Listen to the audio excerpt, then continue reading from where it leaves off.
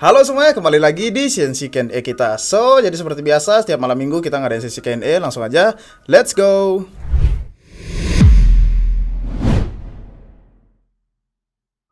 Oke, langsung aja kita ke pertanyaan pertama. Paham lagi berseason, tapi sedikit info channel dong Om. Nah, dari Dianto Liao. Oke, gimana nih Bli? Coba dong update. Oke, boleh. Jadi kebetulan kan memang untuk Revolusi Rupiah salah satu proyek sampingan yang kita bikin itu bersama dengan beberapa tim lain juga di luar dari Revolusi Rupiah ngerjain chain loads. Nah, kebetulan saya dan beberapa anggota lain gitu kan ikut bantuin. Nah, kalau misalkan kita nanya untuk bear season ini bener, gaming guild itu banyak yang kena dampaknya negatif. Kita melihat sendiri play to earn juga lumayan turun gitu kan. Selain dari segi revenue, penghasilannya lebih dikit untuk para gamers play to earn. Selain itu juga kayak gamingnya ya itu aja mulu. Belum banyak game yang bener-bener maju, yang bener-bener kayak AAA yang bagus untuk dimainin. Jadi orang-orang meskipun bear market tetap suka gitu kan. Kayak sekarang saya lagi mainin Pokemon Unite itu meskipun bukan play to earn tapi jadi tetap suka main juga. Nah, kalau misalkan kita ngomongin soal bear market, memang gaming guild kena terdampak dan chain lords nggak beda juga kena dampaknya. Tapi kalau misalkan kita mau nanya tentang update, sebenarnya untuk full tim dari Chainlord sendiri pun masih fokus untuk membangun beberapa hal. Salah satunya dari segi developersnya, kita masih ada yang ngelakuin beberapa update untuk terkait ulik-ulik tokennya nih, gimana kita bisa buat itu multi chain, jadi nggak cuma di Polygon. Terus dari segi web developernya kita lagi mau upgrade juga, biar nanti di website ada banyak konektivitas lain selain daripada kita hubungin ke wallet, terus kita bisa melihat beberapa fitur lain. Terus sama ada tim-tim lain juga yang sedang ngerjain beberapa hal yang sebenarnya kita akan lakuin update segera juga. Jadi kalau misalkan kalian pantau medsosnya di channel YouTube sama di Discord servernya juga pasti nanti akan kami kasih tahu ke sana. Tapi kalau misalkan kita lihat secara umum, kemarin di Australia itu habis ada konferensi kripto, dan kalau kalian tahu salah satu pendiri game yang besar, Illuvium, itu asalnya asli dari Australia, si Kieran Warwick. Kan adiknya yang bikin Synthetix. Mereka berdua adik kakak dari Australia. Yang satu bikin DeFi, satu bikin game. Nah, yang bikin game Illuvium kemana ada di konferensi kripto tuh di Australia. Terus dia ngasih game versi perkembangannya seperti apa, terus dia ngasih presentasi, terus ketahuan tuh ada beberapa anggota tim kami dari Chainlords yang ada di Australia kemarin ikutan ke konferensi, terus mereka nyobain gamenya, terus mereka ngelihat bahwa ini bener-bener menarik, karena semakin kita lihat ke depannya nanti ada game yang bagus untuk AAA budgetnya. Jadi semoga ya selama kita bear market ini, tim kami secara full time di Chainlords juga tetap fokus, dan semoga dibantu juga dengan banyak game-game baru yang akan muncul. Jadi nanti misalkan dunia udah sehat lagi, kita udah balik ke bull market lagi, kita bisa melihat banyak game yang lebih menarik. Jadi tetap membangun aja sambil kita lihat nih pemulihan game crypto dari bear market itu seperti apa. Pantau aja medsosnya Chainlords untuk update terkini, pasti akan kami kasih juga segera. Oke, mungkin segitu aja untuk update Chainlord, soalnya banyak juga yang nanyain ya akhir-akhir ini. So, langsung aja kita ke pertanyaan selanjutnya. Oke, pertanyaan selanjutnya. Nah, di sini ada dua pertanyaan nih yang mirip-mirip lah ya tentang pasar. Yang pertama itu prediksi kuartal keempat market bisa rebound apa tidak, dari Alexander Karsong.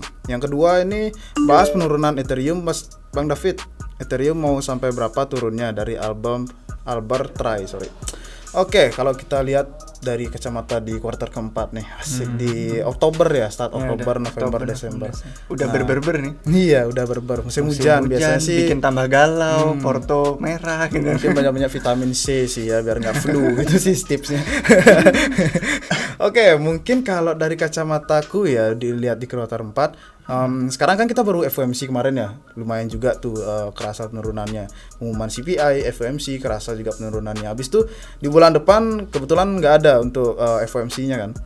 Di Oktober itu nggak ada, mungkin bisa kayak di Agustus dikasih nafas dikit. Siapa tahu kan, kalau kita lihat dari historikalnya kan begitu.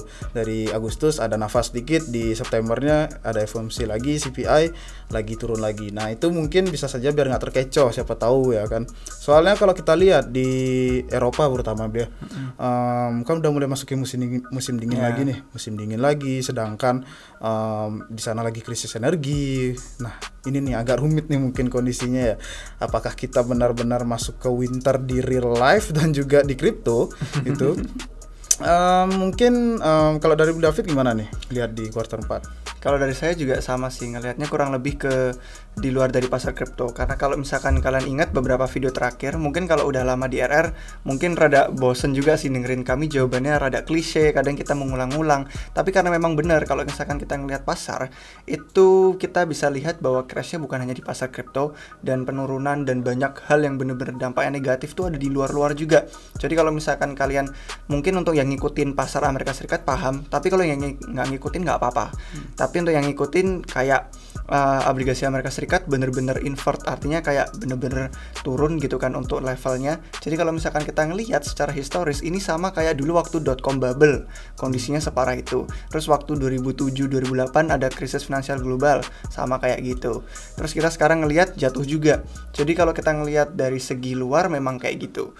Beli Yudi juga tadi sebutin kan ada banyak krisis di luar, ada di negara-negara seperti Eropa, di yang timur pun Eropanya juga kayak Rusia Ukraina masih perang, ada krisis energi yang tadi dia sebutin. Terus ada juga beberapa negara berkembang yang kerusuhan sosial kayak Sri Lanka dan teman-temannya. Terus di Jepang pun yennya hancur gara-gara bank sentralnya bermasalah juga. Terus di Amerika Serikat si Fed kemarin pas pidato terakhir yang beberapa hari lalu, si Powell juga bilang gitu kan kalau kebijakannya itu akan semakin ketat untuk waktu yang lama. Jadi ada banyak analisis makro yang mana kami bukan ya, kita bukan pakar makro, kita bukan ngasih tahu kita bisa prediksi, tapi kalau baca-baca dari yang pakar, dari yang pengamat, dari yang menganalisis makro, mereka tuh interpretasinya gini, nanti si Powell bakal naikin terus suku bunga sampai setahun atau bahkan setahun setengah ke depan, atau mungkin kita bisa ngeliat 2024 baru bener-bener mereda, karena si Powell bener-bener bersikeras, dia bilang inflasi ini harus turun dan kita bakal ngelakuin yang cukup untuk bisa meredam itu. Jadi ada skenario lain, ada yang bilang kayak Fed nggak bakal sekejam itu, nanti ekonomi hancur, jadi pasti akan ganti haluan. Tapi kita nggak pernah tahu yang mana yang beneran akan terjadi gitu kan. Untuk pasar kripto sendiri, kalau lihat dari analisis on-chain, saya sendiri kadang sering nih di dashboard member RR ngasihin komentar pasar tentang analisis on-chain. Saya ngelihat untuk BTC pun sedikit demand-nya, aktivitas jaringannya itu kecil. Ethereum pun sama, bahkan Ethereum itu biaya gasnya dulu sempat lebih tinggi waktu DeFi belum ada loh. DeFi belum ada dulu malah dikit. Sekarang ada DeFi, ada NFT, ada Metaverse, malah biaya gasnya bener-bener kecil, demandnya sedikit. Jadi dari BTC dan ETH yang blue chip aja kita ngelihat dari on-chain ya, itu sepi banget, hening. Jadi kayak kita nggak tahu nih, kalau misalkan nggak ada demand, nggak ada investor baru yang akan masuk, dan orang-orang kesulitan di luar sana di dunia. Jadi kayak kita hanya bisa menunggu aja. Cuman biasanya kalau hening-hening kayak gini, tiba-tiba dikagetin nih biasanya. Kalau dari siklus sebelumnya gitu, kita ngelihat hening, aktivitas kecil, terus tiba-tiba ada rebound parah. Misalkan kayak volatilitas ke atas. Tapi ada tidak menutup kemungkinan volatilitasnya malah ke bawah, koreksi makin dalam. Karena di siklus sebelumnya BTC turun 85% tuh, ya kan? Kalau kita turunin 85% dari ATH yang kemarin 69.000, itu artinya 10 ribuan dolar nanti kita turunnya. Jadi kalau misalkan mau sampai BTC nyentuh 10.000 sih kita nggak berharap. Cuman kita bisa apa kalau terjadi? Cuman bisa siap-siap kan. Jadi kita bukan hanya tidak bisa memprediksi, kita juga tidak bisa menduga. Semua orang simpang siur, ada yang bilang A, ada yang bilang B, ada yang PD, tahu wah ini pasti rebound, wah ini pasti jatuh koreksi. Yang bisa kita lakukan hanyalah DCA aja sih, nggak banyak yang bisa kita lakukan selain itu. Nah kebetulan ngomongin kalau DCA, itu ada sponsor video kita hari ini yang akan membantu DCA kalian lebih aman. Namanya adalah Pintu. Gimana nih, kebetulan kan si Beli Yudi waktu masuk ke kripto kemarin dari Pintu ya, mungkin bisa share dikit nih. Oke, benar. Jadi di Pintu kan ada fitur DCA-nya. Habis itu kayak ada kalkulator DCA nih. Yang menarik tuh ini, misalnya kita mulai DCA dari tahun 2019. Habis itu kalau sekarang berapa persen nih kita udah keuntungannya berapa persen kayak gitu. Habis itu DCA-nya per minggu atau per bulan gitu. Jadi menurutku sih Pintu bagus ya, dari segi UI dia easy untuk dimengerti sih. Mudah banget untuk dimengerti. Jadi dan juga dari segi fitur untuk edukasi ada juga kayak kita klik koin apa nih, koin Matic gitu misalnya Polygon. Habis itu di bawah kita scroll ke bawah itu udah ada kayak penjelasan apa itu Polygon. Jadi kita nggak perlu kesana kemari lagi gitu. Di One App sih udah menurutku oke juga, apalagi kan sekarang ada fitur-fitur yang lainnya juga lebih bertambah. Gimana nih Blairfit?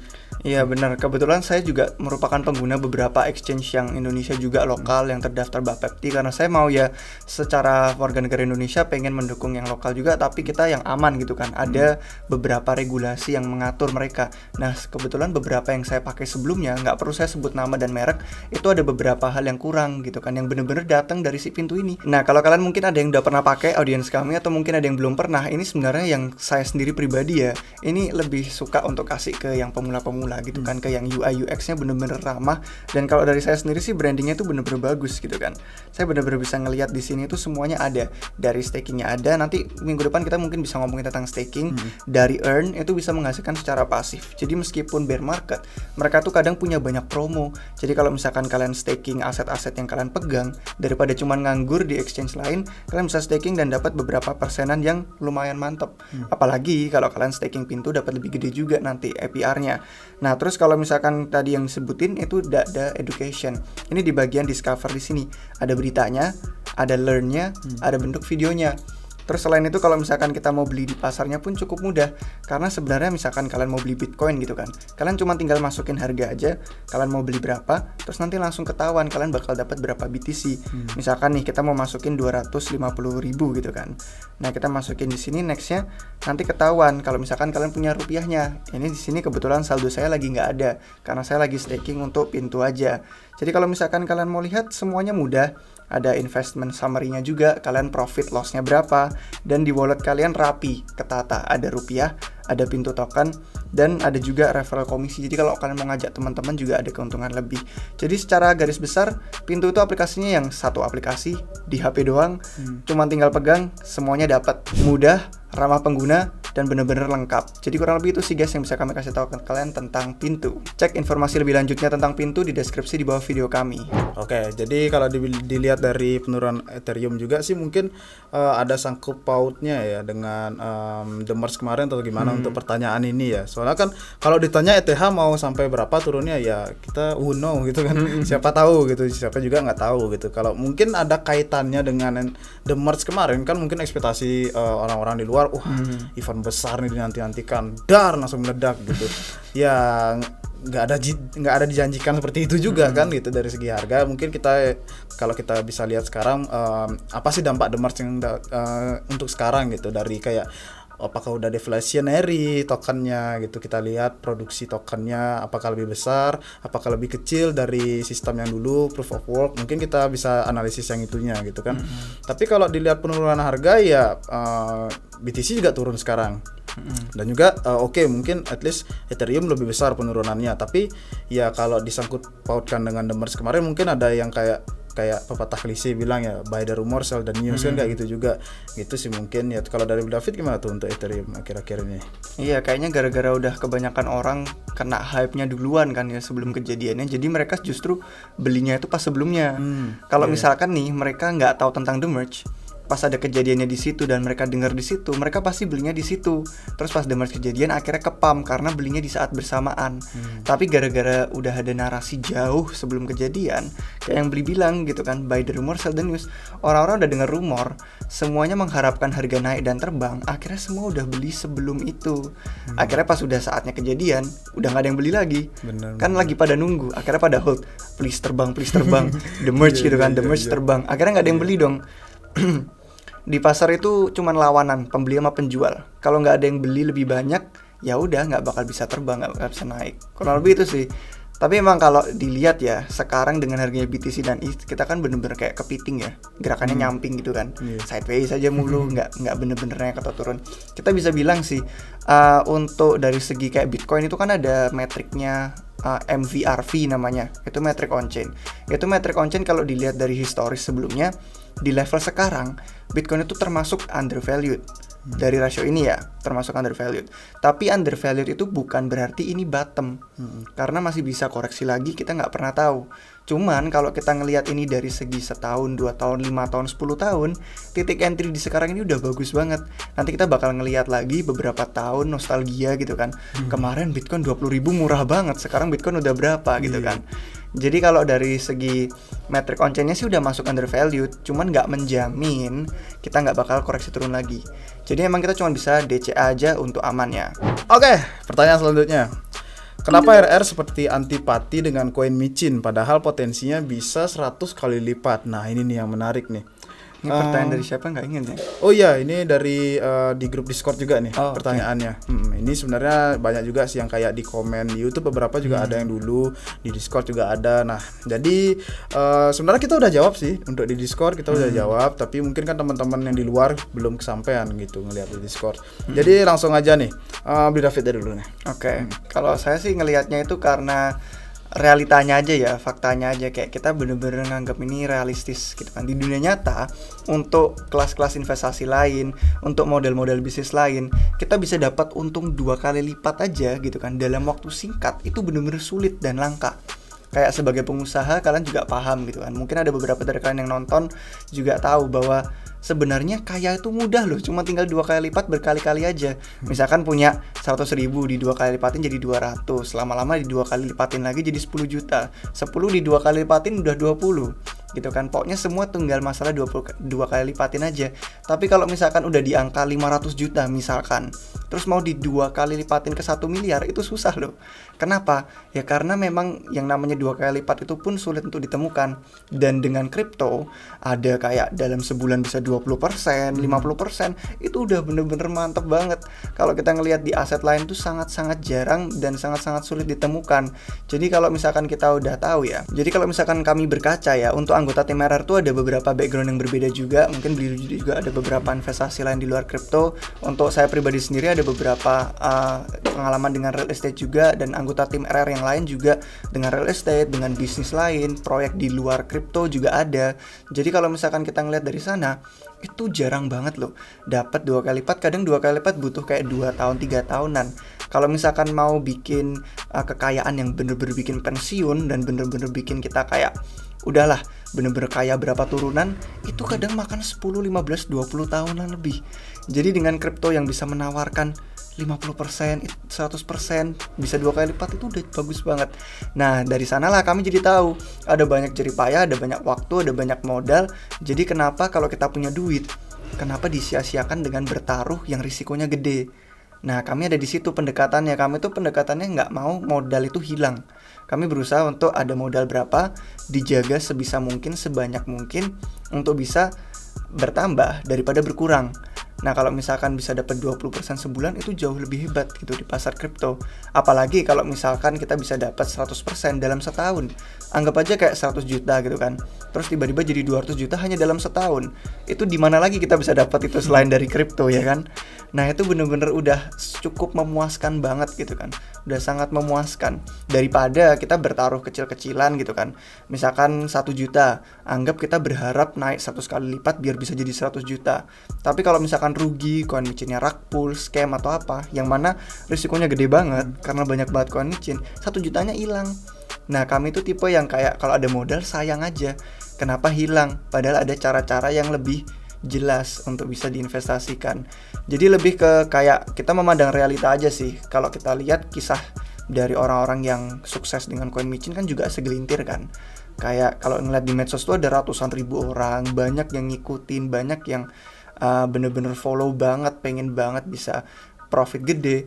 Tapi terus yang kita lihat kasus suksesnya di berita, di YouTube, itu kan cuma beberapa, segelintir. Kadang bisa dihitung jari. Misalkan ada yang 100.000 jadi 1M, ada, beneran ada itu sukses. Tapi cuma beberapa orang. Padahal yang ikutan koin micin ada banyak banget.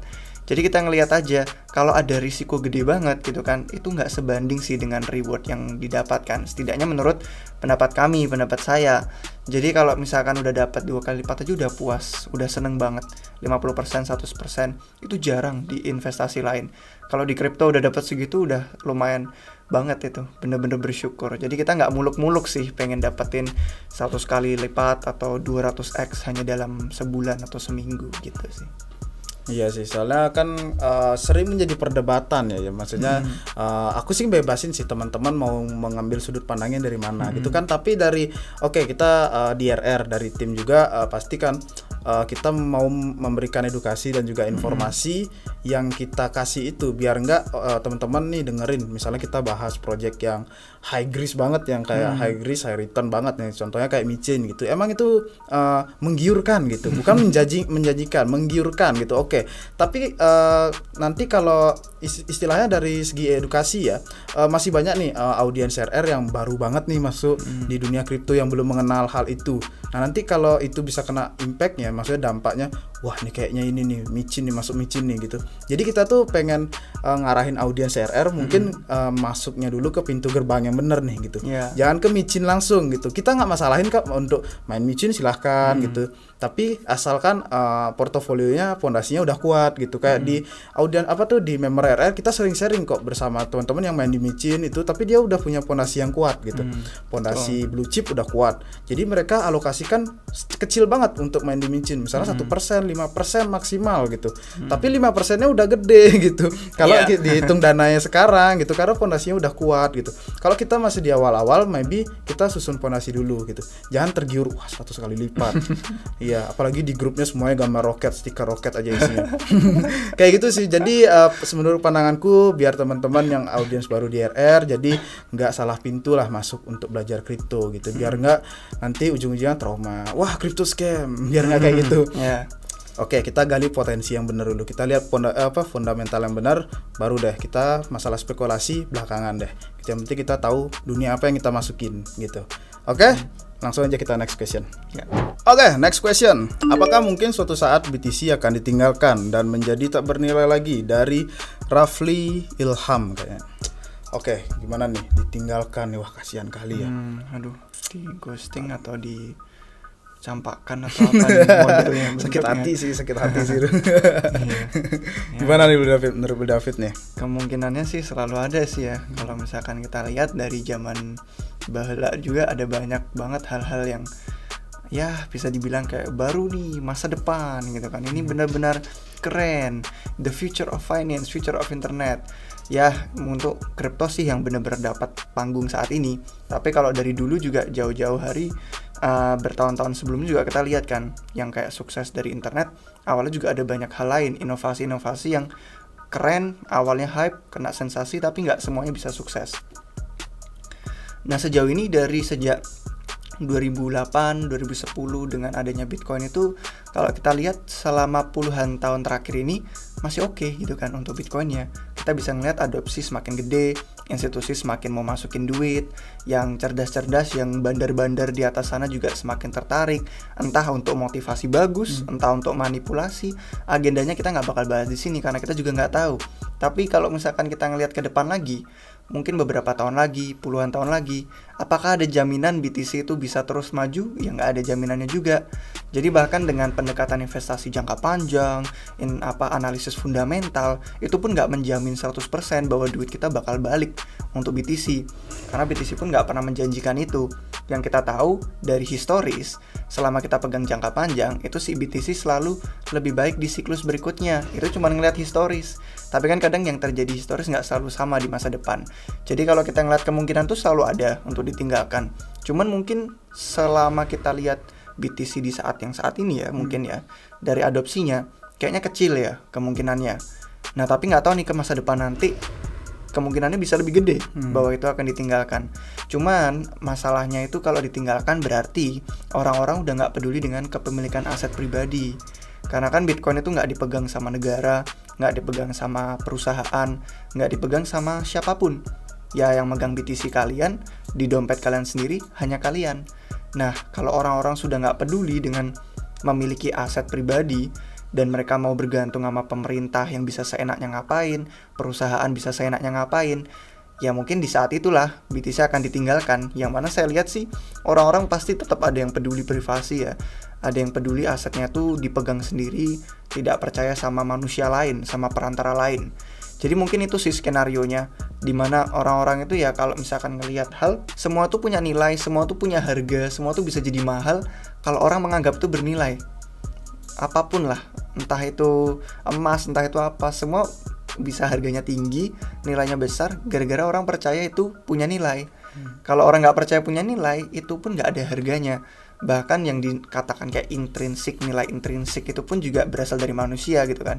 Manusia sendiri yang beranggapan ini ada gunanya dan ini dipakai dan ada kegunaannya. Jadi kalau misalkan kita ngomongin soal kemungkinan tuh selalu ada. Cuman dengan yang kita lihat sekarang sih kayak kecil banget ya kemungkinannya ditinggalin ya untuk saat ini sih. Tapi nggak tahu untuk di masa depan kan kita juga nggak bisa menjamin dan nggak bisa prediksi. Itu sih kurang lebihnya. Soalnya kalau kita lihat dari level adopsi sekarang ya, dimulai dari Bull Run kemarin itu kan banyak banget institusi yang baru masuk gitu, baru banget melirik gitu. Kalau untuk sekarang sih kita lihat agak sedikit nggak mungkin gitu ya, gitu. Soalnya baru banget nih institusi yang besar masuk gitu. Oke, mungkin segitu aja. Udah banyak dibahas sama Beli David. Langsung aja kita next question. Pertanyaan selanjutnya dari Nanangmu 17 nih, rutin banget nanya nih. Keren. Oh iya, aku ingat namanya juga nih. Iya. Bang, kripto bisa buat bisnis apa aja selain exchange? Oke, menarik. Jadi kalau dilihat dari sektor bisnis ya, bukan exchange aja. Ini banyak banget di project Web3, itu banyak banget yang bisa dibuatkan bisnis model. Jadi istilahnya kayak sekarang ada peralihan Web 2 ke Web 3. Banyak perusahaan yang beralih dari menggunakan Web 2 ke Web 3 gitu. Jadi bukan hanya exchange saja. Istilahnya project DeFi itu bisnis juga namanya kan. Ada kantornya gitu, ada employment-nya gitu. Istilahnya masih banyak sih yang bisa digali dari project Web3. Coba dari David, gimana nih dari segi bisnis? Jawaban saya sebenarnya simple sih. Kalau untuk model bisnis yang bisa masuk kripto, bisa masuk Web3 selain exchange itu semuanya sebenarnya. Apapun yang kita lihat sekarang itu bisa masuk kripto kalau mau. Kalau orangnya mau, kalau pendirinya mau, kalau pengurusnya mau ya bisa aja masuk. Nah, model masuknya ini kayak apa? Kayak integrasi kripto, integrasi Web3-nya itu kayak gimana? Itu yang masing-masing bisnis tentukan.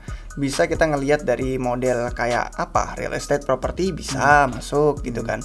Aset-aset digital lain bisa masuk, sertifikat gitu kan, misalkan kayak legalitas nih, kayak notaris, pengacara, hukum, hal-hal yang berkaitan dengan kepemilikan yang sekarang kita pegang, entah itu surat sertifikat kita, akta kita, identitas kita, entah itu kepemilikan mobil kayak BPKB, motor, segala macam, atau mungkin surat hak milik tanah kita, semua itu bisa integrasi masuk ke blockchain.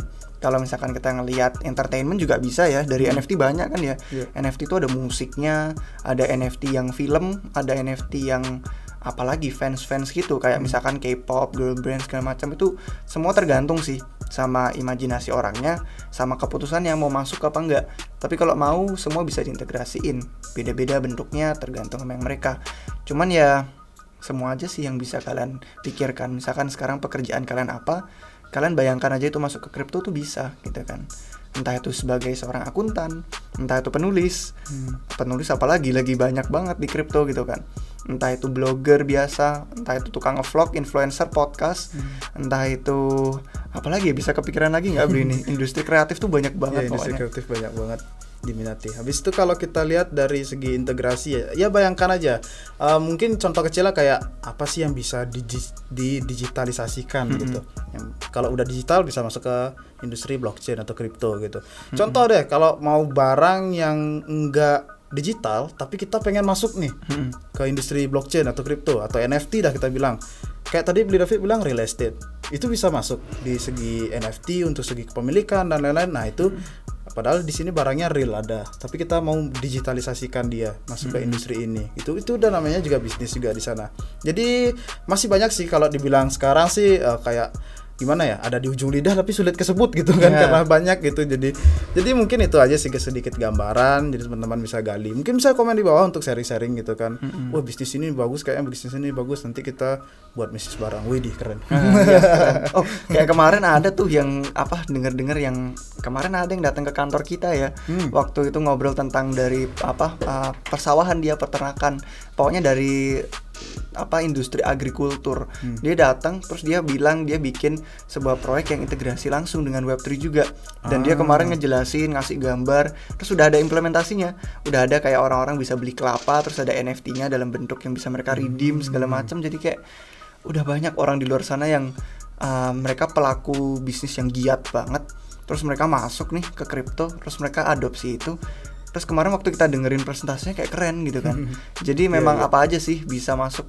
Bahkan hal-hal yang kita pikir nggak ada hubungannya pun dengan digital itu tetap bisa didigitalisasi ya. Benar. Iya sih, sempat juga kemarin dari audiens RR juga DM di Instagram kalau nggak salah. Oh iya. Iya, ada yang DM Instagram. Thank you ya udah edukasinya tim RR kayak gitu. Dia ada project dan itu dia integrasi sekarang ke Web3. Jadi wah itu menurut dia terima kasih banget nih aku belajarnya dari RR gitu. Aku yang baca kan, wah keren sih ini gitu. Aku proud juga kan sama dia. Aku proud juga sama dia, ada usahanya untuk edukasi, maksudnya untuk belajar lebih lagi gitu. Oke, mungkin teman-teman yang lain ada pengalaman lagi nih di bidang bisnisnya yang mau ke integrasi atau gimana, bisa share di kolom komentar bawah, bisa share di DMRR gitu, nanti kan bisa dibacain lagi. Iya, bisa. Atau Discord juga, yang mana aja medsos kita terbuka. Iya benar, di Discord sih asik, langsung nimbrung bareng. Oke, mungkin segitu aja untuk hari ini. Jadi terima kasih teman-teman yang udah nonton sampai akhir. Jangan lupa like dan follow channel kita biar gak ketinggalan konten-konten menarik lainnya dari Republik Rupiah. So, sampai jumpa di next episode. Cheers.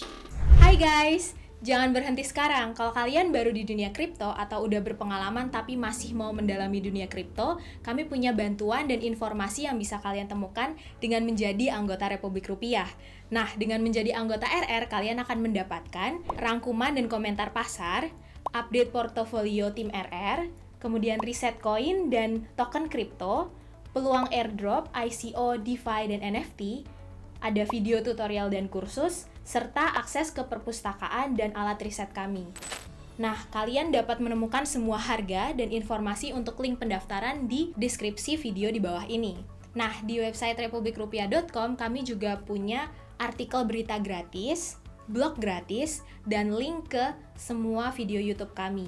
Di sana kalian juga bisa temukan merchandise yang kami jual, yang biasanya dipakai sama David itu. Nah, perlu diingat bahwa setiap konten yang kami buat bertujuan untuk edukasi dan juga hiburan. Jadi buat kalian yang membutuhkan saran investasi maupun nasihat keuangan, silahkan hubungi seseorang penasehat keuangan. Sampai jumpa di episode selanjutnya. Bye!